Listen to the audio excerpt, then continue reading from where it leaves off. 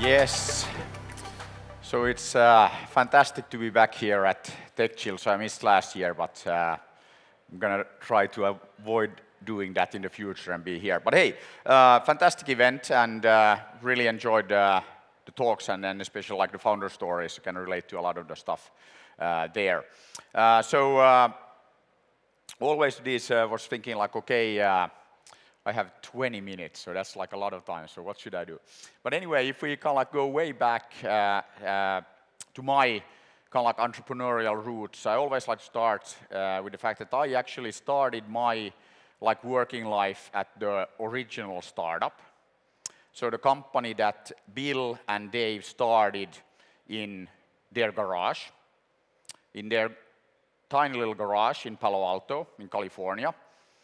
And that garage is actually still there. And Bill and Dave, not only did they start a fantastic company, so it was Bill Hewlett and Dave Packard, so they started HP in that tiny little garage. But they actually started this little thing that you might have heard about called the Silicon Valley. That's where it started, 1939. And as we have many young people here in the audience, I also have to say that 1939, before my time. So I wasn't actually there when they started. But they started, two young guys, Bill and Dave. They had like, I don't know, $20 of venture capital, and then they started like Silicon Valley. And I met with both of them when they were still around. And yeah, they were, I mean, really amazing entrepreneurs. And always, when when you meet people and you can like, wow. You could tell, I mean, these guys, they made all of this happen, and you could like sense, you could feel it. Amazing guys. And I think also what was really amazing that, I mean, they started a fantastic company. So, I mean, HP is still around. They make, all kinds of stuff and have, I don't know how many hundreds of thousands of people work there nowadays. Remember that when I started, there was like 40 and then 60,000 and so on. So like big corporation. But anyway, so yeah, they started Silicon Valley. So it's always good to keep in mind that Silicon Valley wasn't started by one of these like newcomers, Apple, Google, Facebook, Twitter, all of these guys, but it was actually started all the way back in 1939 by Bill and Dave. And if you go to Palo Alto, of course, you should go and check out that garage. How many have actually been to that garage? Anybody? One. Excellent. Two. Yeah. But anyway, it's a very modest garage, but I think it's good to go there and see that, hey, this is where it started. And now we hear about Silicon Valley all the time, and I think that I agree. Silicon Valley, fantastic place. When I was at HP, I used to go there like at least once a month. So it's one of those places where I don't need a navigator to kind of like drive around and stuff. So yeah, that's where I started. And then while I was at HP. Typical Finnish fashion, I couldn't keep my mouth shut, so I was always like trying to change things and do stuff. And then in 1999, when I was working at HP and I was doing this like European business development job, selling to all kinds of like mobile operators and all these guys. And actually, already in 1996, I tried to pitch to Joel Birnbaum, who was running HP Labs, and he's the guy who invented like risk computing and all kinds of stuff. I was saying that, hey, like we should do more in Finland, because what we ended up doing in Finland was creating all these new solutions to mobile operators, because back then, always when we had like a customer that had a problem, then we called somebody in Silicon Valley or somebody in the US that, hey, we have this, thing, what should we do? And then, they were always, okay, yeah, we have this solution, and, we've done that. But then all of a sudden, the world changed, and we had these things called mobile operators. One of my customers was actually Radiolinja, nowadays called Elisa. They were the first Gsm operator, so that was like 2G, for those of you who like remember. First Gsm operator in the world. And then what was interesting is that all of a sudden, when we went to the US, they didn't have the solutions, because they were at this stage when, I said that, we have this mobile operator and they need a billing system, and, what should we do? And they didn't have the solutions. They didn't have that need, because basically the US was not big on mobile phones. And actually, when I told people that everything is going to become mobile, I was told that, hey, you know, like, yeah, in Finland you might need mobile phones because, I mean, like, you don't have pay phones like we have here in the US everywhere. You know, why would anybody like to carry a phone around? Because, you know, you just go to the next pay phone and it's like there. You know, we don't need mobile phones in the US. And now we laugh at these kind of statements that like, what? I mean, like, how could anybody say that? But of course, if you remember the mobile phones at the time, they were not like this size. They were like slightly bigger and you couldn't put them in your pocket. Or let's say if you had really big and deep pockets, maybe, but not really. Anyway, so I tried then to pitch that we should do more like in Finland, and okay, then they told me that, you know, it's far away, it's cold and dark and like all of that, so, you know, like, why bother? But then got a bit lucky. So my boss at the time, 1999, was on summer vacation, and then there was a strategy session in Palo Alto, and he said, okay, you know, Peter, why don't you go there, that I'm like on vacation and won't be bothered, so, you know, like, you go and check it out. And what had happened to HP, and I think there's very interesting and important lesson for all of us, is that HP, right there, you know, they started Silicon Valley, they were there in the middle of the action, and then this little thing called the internet happened. You know, surprise. HP was very successful selling client-server systems to all of these big corporations, and then there was this company called Sun Microsystems, and they started saying that we're the .in.com. You know, like, what? And then all of these customers also got this idea that they needed to be online and on the internet and on the web and selling all things like dog food and whatnot online. And HP totally missed that. And all the customers that wanted to be online, they said, okay, there's this company called Sun Microsystems, and they're like the .in.com, so we need to be on the web, so who do you call? Call these Sun guys. And then they started selling servers like crazy, and HP totally missed that. And now when you look at this, they're like, what? I mean, you're there in the Silicon Valley and you're not seeing this internet thing happening. But that's what happened. And then HP was kind of like then in a bit of a crisis that, hey, we need to do something about this internet thing. And that's why they had this strategy session in 1999. And so I went there, and then some super smart people from HP Labs and all over, they had come up with this idea that, hey, what will happen next is services. Everything will become a service. And HP started talking about e-services. And of course now that has actually happened. I mean, everything is in the cloud, everything is a service, no big deal. But I was there and I said, yeah, this is like fantastic, but I think that this will happen mobile first. And again, I was told that, yeah, you know, but we have pay phones, so, you know, like, but if you believe in this mobile thing, why don't you do something about it? And then I said, okay, fine. I'll start, you know, working with my team on building this program and this strategy for like mobile e-services. And then in summer '99, I actually went to Atlanta. There was like this SuperConf thing in the US, and I presented this HP mobile e-services strategy. And as an example, I actually demonstrated this like amazing new mobile service. And you might have heard about it as well. So I pulled out my Nokia phone at the time. Boom, boom, boom, send a text message, beep, ringtone arrives. And then I played the ringtone to the audience. I said, I downloaded a ringtone to my phone.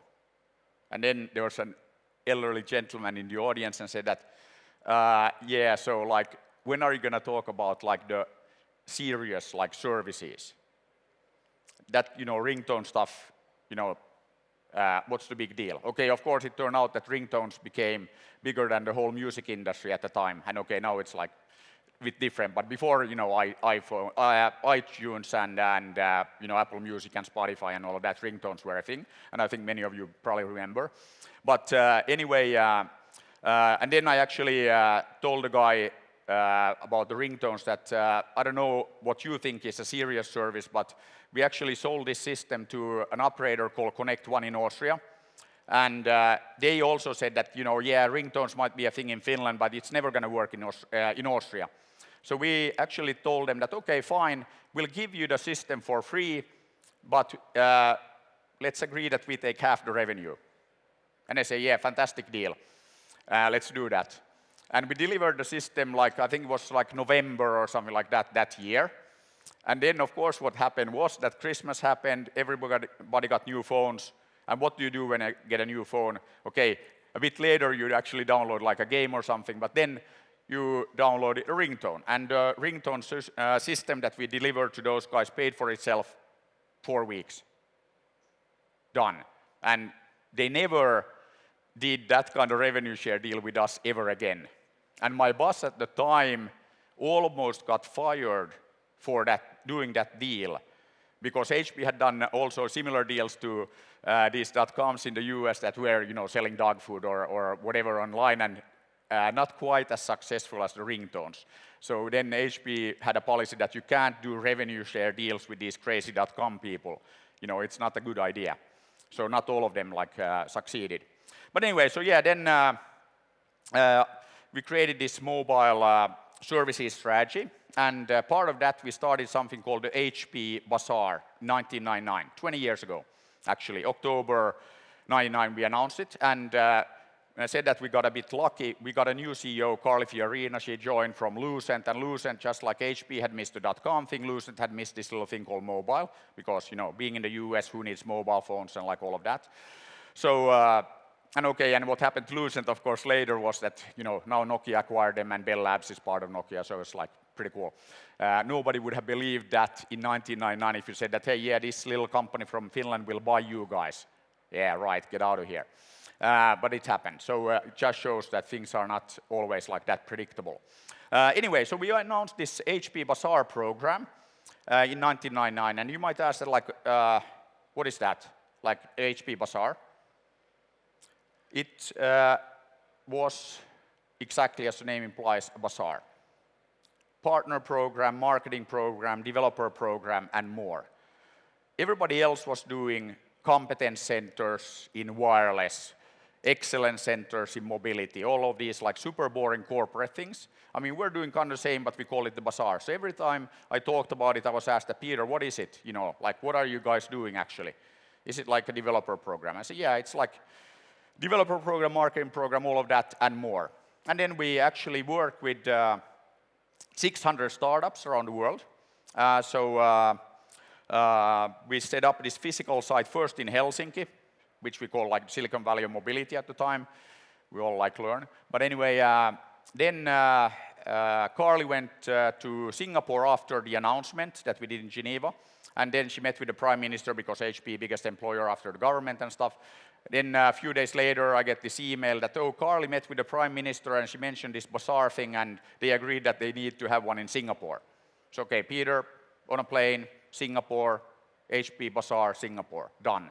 Then we did Tokyo, back to Silicon Valley, Cupertino, and we started these bazaar-like sites in Beijing, Shanghai, Bangalore, London, Amsterdam, Milan, Toronto, and a few other places that I forgot. But anyway, physical like sites that kind of like co-working sites, but like HP premises. And we also started doing what you would call hackathons nowadays, but we call them bazaar camps. 3 days, 2 nights of non-stop development. We gave the developers all the tools, laptops and stuff, and we even gave them sleeping bags that I'm still super proud that we branded them that I sleep with HP. Some people thought that it was not like the right corporate thing to do, but yeah, it was still cool. And people still have those like 20 years later, so it's like, branding. And all of those competence centers that our competitors were doing, they kind of like came and went, they died. I mean, super boring like corporate stuff, and the HP Bazaar we did for many years. 2003, Nokia had just announced their first smartphones, the brilliantly branded 7650 and 3650. Some of you might remember those 4-digit amazing brands. But anyway, those were the first smartphones that Nokia came out with. So then we needed to do some like games and stuff for those smartphones. And at HP, we wanted to sell all of this like infrastructure, all these servers to power multiplayer games. So we organized a game-making competition in 2003 and to make the best possible mobile multiplayer game.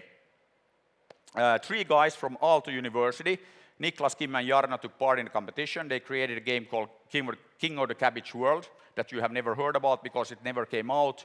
Actually, Ilkka and the guys who were doing Sumea, then Digital Chocolate, and Ilkka, of course, started Supercell later, so everybody knows him because of that. But anyway, they published this game as Small Wars later. But yeah, Niklas and the guys won this competition, and after the competition, they came to me.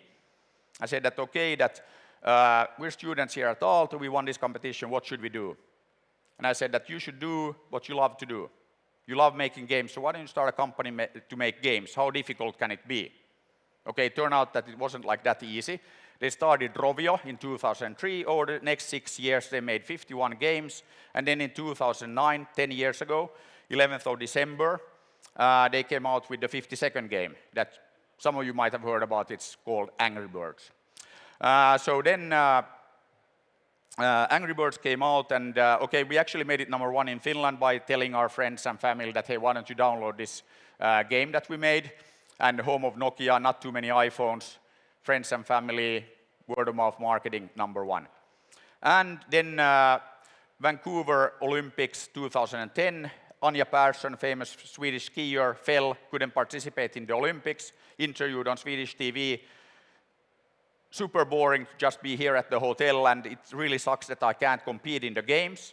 But there's this thing called Angry Birds. It's fantastic. #1 in Sweden after that. So you need a bit of luck.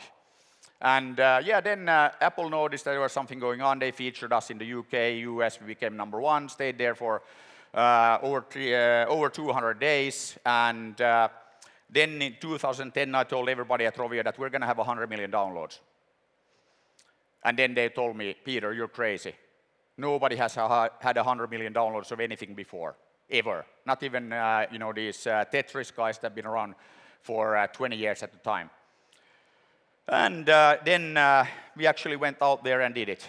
First 12 months, 50 million downloads. Christmas 2010 happened. Everybody got a new phone, and you know what happens when you get a new phone. Of course, you could download a ringtone, but that was not like a thing anymore. So you went to the App Store, oh, there's this red bird, let's check it out.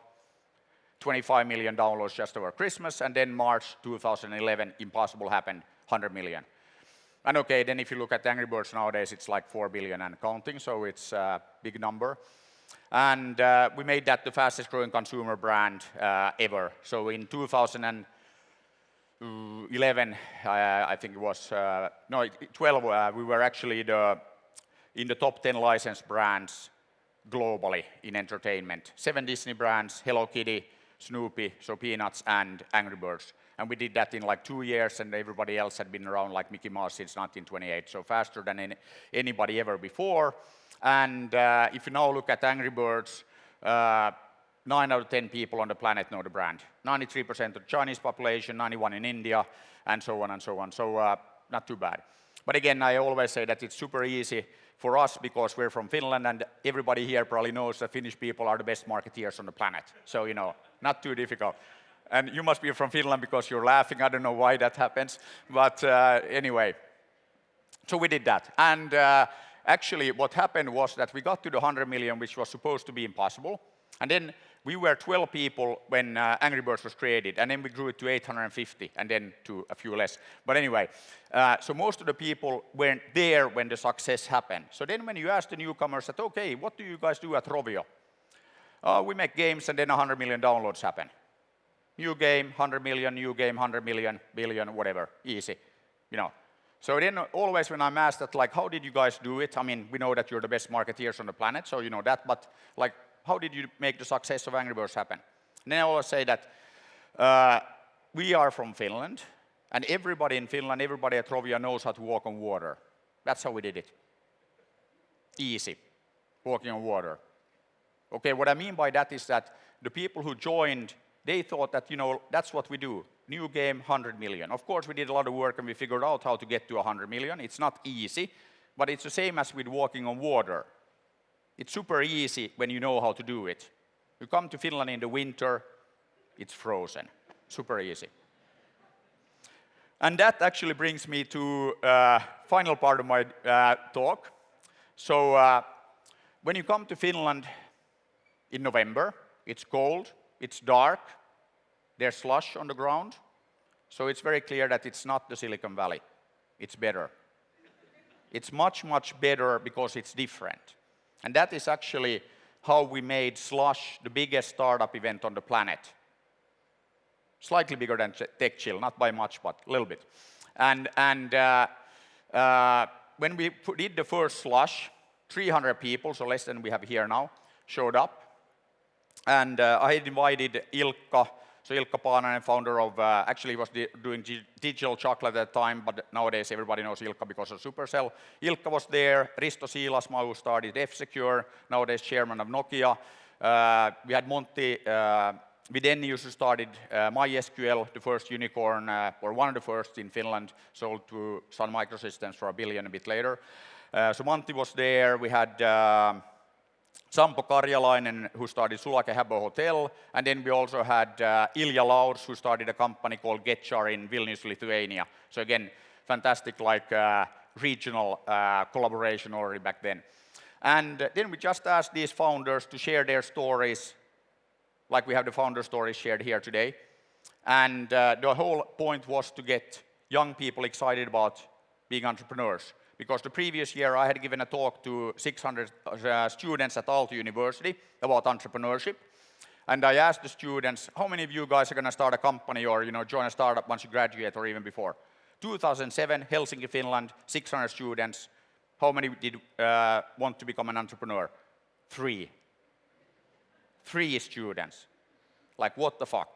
I mean, like, everybody wanted to go and work for, like, Nokia, big corporation, one of these dinosaurs.